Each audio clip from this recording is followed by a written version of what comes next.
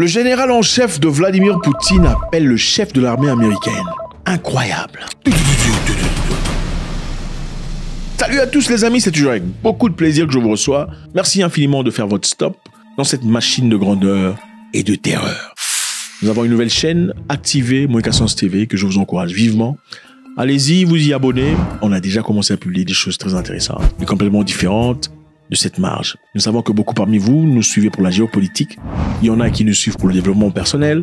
Il y en a qui nous suivent pour la mentalité, l'esprit et l'effort. Nous allons dans ce cas, à travers cette page que vous allez suivre, vous rediriger vers la page associée à vos désirs et particularisée. Donc faites-le maintenant, s'il vous plaît. C'est toujours avec beaucoup de plaisir. Alors, nous sommes en Russie. Le général en chef de la Russie, le général de Vladimir Poutine, en tout cas un associé, un allié, un frère, comme il se doit, vient d'appeler le chef de l'armée américaine. De manière inhabituelle, ça fait un moment qu'ils ne discutent plus. Je vous rappelle qu'il y a quelques jours, les Américains appelaient les Russes pour dire, écoutez, là où vous bombardez en Syrie, c'est attention, il y a nos troupes qui sont là, ça fait mal.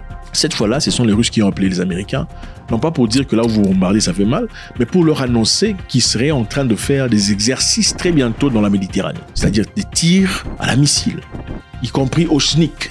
Ce sont des tests qu'ils font.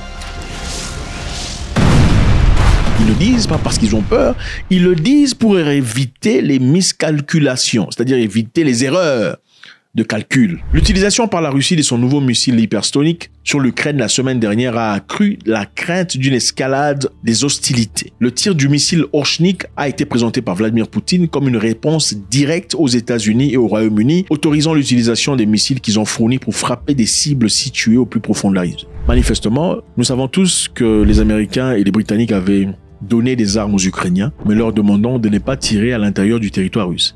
Les armes étaient bien là, mais c'était pour des raisons défensives. Et après que Kamala Harris eut perdu aux élections, Joe Biden, président sortant, a autorisé à l'Ukraine de frapper à l'intérieur du territoire russe.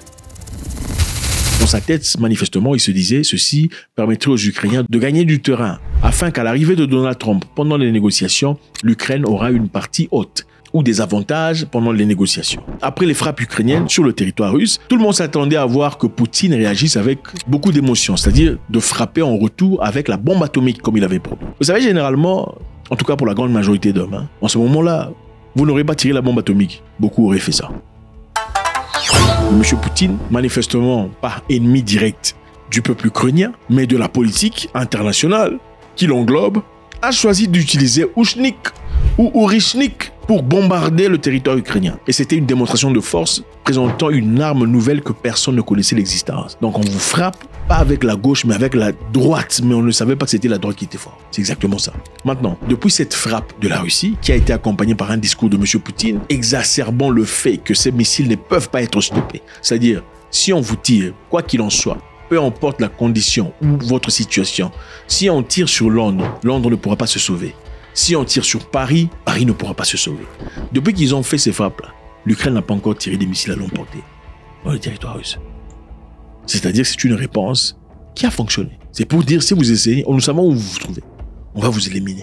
En réponse à l'utilisation d'armes à longue portée américaines et britanniques, les forces armées russes ont lancé une frappe sur des installations de l'industrie de défense ukrainienne. L'un des plus récents systèmes de missiles russes à moyenne portée a été testé dans des conditions de combat. Il s'agit d'un missile balistique doté d'une ogive hypersonique non nucléaire. Je recommande aux élites dirigeantes des pays qui envisagent d'utiliser leur contingent militaire contre la Russie d'y réfléchir sérieusement. Cet appel téléphonique inhabituel a été très important. C'est évidemment dans l'objectif d'éviter une escalade. Imaginez-vous que vous voyez les Russes soudainement en train de tirer autour des Méditerranées. Vous pensez que la guerre a commencé. Et pour éviter ça, les Russes ont décidé d'appeler le général américain pour lui faire savoir ce qui se passait.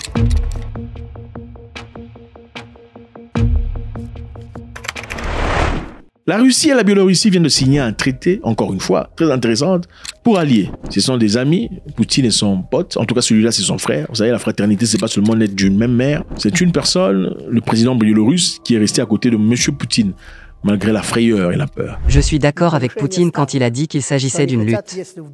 Pour ce qui est de l'augmentation des enjeux, est-ce qu'ils veulent obtenir une position plus forte lors des négociations éventuelles? C'est ce que l'Occident dit en Ukraine. L'Empire est solide.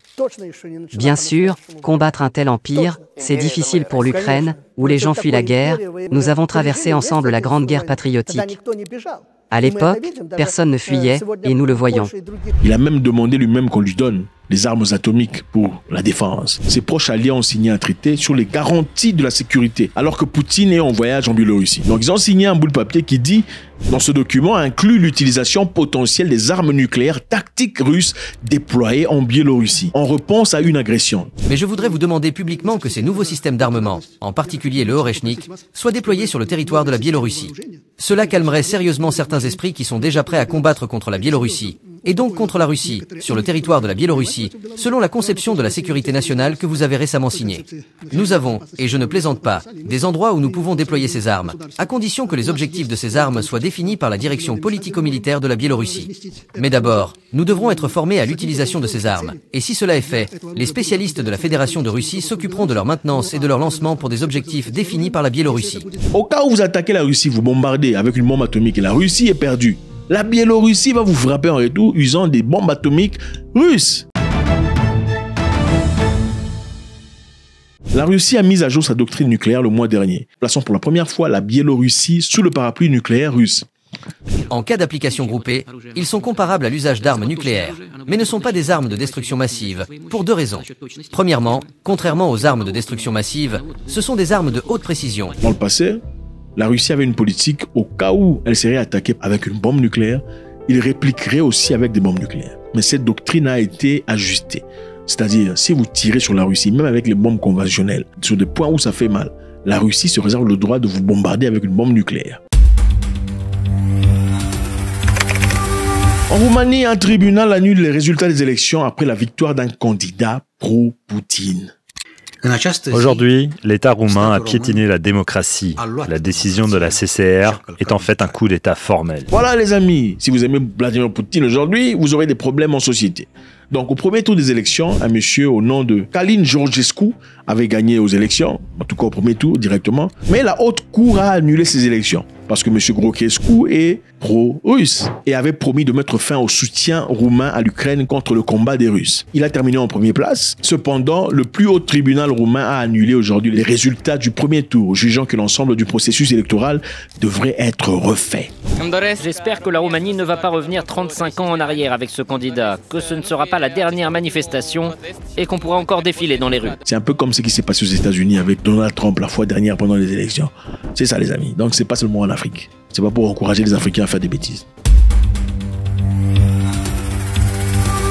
Les pirates informatiques ukrainiens ont bien touché une grande banque russe. Et les renseignements militaires ukrainiens ont mené cette semaine une attaque cyber très forte sur des institutions financières russes. Et ils ont été à même, en capacité de le faire. Elle a perturbé les services bancaires en ligne, les services mobiles de banque, tandis que le site internet de la banque était complètement inaccessible pendant très longtemps en France et en Allemagne. Quand on dit aux Africains qu'il faut investir sur l'humain, il faut envoyer les enfants à l'école, il faut payer pour l'heure, tout ça là, on ne veut pas. On veut seulement payer l'argent pour les Miss.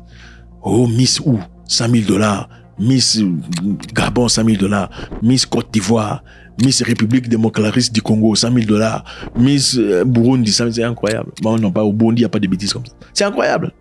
Investissez aux jeunes dans leur vie, leur projet. Faites des génies en herbe. Le premier gagne $1 million. Vous allez voir si vous n'aurez pas des savants. Non, même pas 1 million. 100 000 $. Le jeune le plus intelligent, 100 000 $. OK? Celui qui apporte des inventions les plus touchantes, les plus pointues, 150 000 $, 2 000 $. Vous allez voir si vous n'avez pas des gens intelligents. Aujourd'hui, les gens deviennent des pasteurs. Tout le monde veut devenir pasteur. Oh, je suis homme de Dieu. Les hommes de Satan sont où? Moi, je suis plus grand homme de Dieu que vous. Il n'y a pas plus grand homme de Dieu que moi. Il n'y a pas. En Afrique. C'est qui? Même les hommes de Dieu savent. C'est pas parce que je ne dis pas au nom de... Non, je suis le plus grand. C'est moi. C'est moi. Homme de Dieu. C'est moi. C'est nous les hommes de Dieu. Les gens vont ouvrir des églises et deviennent des pasteurs parce qu'il y a l'argent. Il y a une... Écoutez, je suis désolé. Il y a quelques-uns qui prient pour de vrai, mais il y a une grande majorité de gens qui veulent se faire de l'argent. Sinon, demandez-leur de se mettre ensemble, former une église, vous priez le même Dieu. Oh non, ma vision. Ah, mais quelle est ta vision? Moi, je pensais que la vision était la vision de Dieu. Pourquoi les gens veulent partir en politique? C'est parce qu'en politique, il y a de l'argent. Ils savent que si je vais en politique, je parle un peu français ici et là, je lis 2, 3, 4 livres, je deviens un substitut à un voleur qui a été là depuis très longtemps. Voilà, je me fais une réputation. Je laisse je vais comme ça, comme Lumumba. Voilà. Il suffit de faire ça. Pendant, au plus profond, c'est la bêtise. Les gens ne peuvent pas aller ailleurs. Les gens peuvent seulement suivre. Voilà, là où il y a l'argent. Déployer l'argent ailleurs.